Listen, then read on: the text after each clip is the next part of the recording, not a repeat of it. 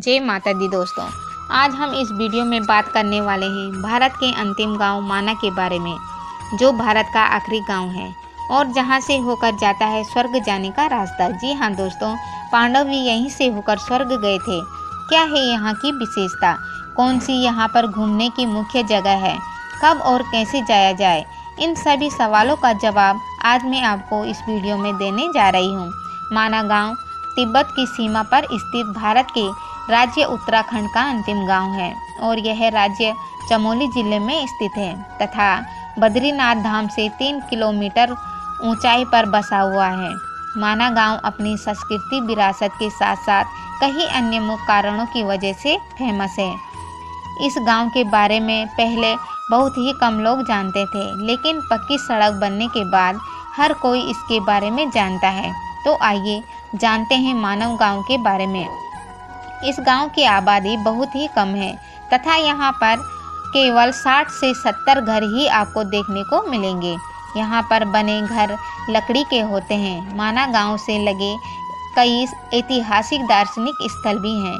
वैसे इस गांव का नाता महाभारत काल से भी जुड़ा हुआ है और कहते हैं पांडव इसी गांव के रास्ते ही स्वर्ग को गए थे। इस गांव का जो पौराणिक नाम है वह मणिभद्र है। यह स्थान सरस्वती नदी के किनारे बसा हुआ एक खूबसूरत गांव है और अगर पर्यटन की बात की जाए तो यह स्थान पर्यटकों के लिए भी बहुत बेहतरीन स्थान है। गांव से कुछ ऊपर चढ़ाई पर चढ़े तो पहले नजर आती है गणेश गुफा, उसके बाद व्यास गुफा। यहाँ पर सरस्वती नदी पर एक भीम पुल भी बना हुआ है और यह वह सरस्वती नदी है जो केवल यहीं तक दिखाई देती है। इसके आगे यह अदृश्य रूप में बहती है। कहा जाता है कि यहाँ पर स्थित व्यास गुफा में ही श्री वेद व्यास जी ने वेद पुराण और महाभारत की रचना की थी तथा यहीं पास के एक गणेश गुफा भी है जिसमें बैठकर गणेश भगवान ने यह सारे वेद पुराण और महाभारत लिखे थे।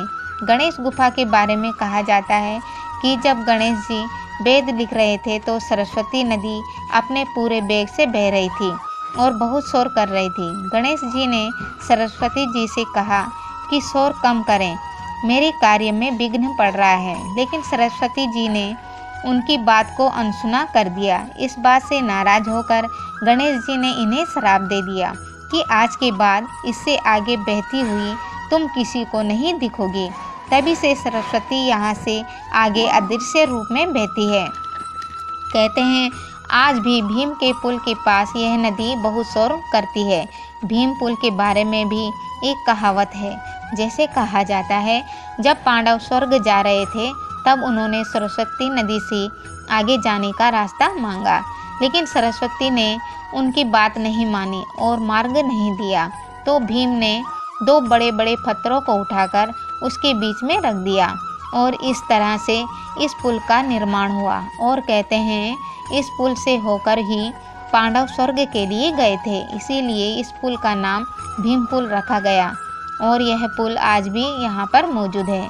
माना गांव की चाय की दुकानों की बोर्ड पर आपको बड़े बड़े अक्षरों में यह लिखा दिखाई देगा कि यह भारत की अंतिम चाय की। माना गांव यहाँ पर मिलने वाली जड़ी बूटियों के लिए भी प्रसिद्ध है।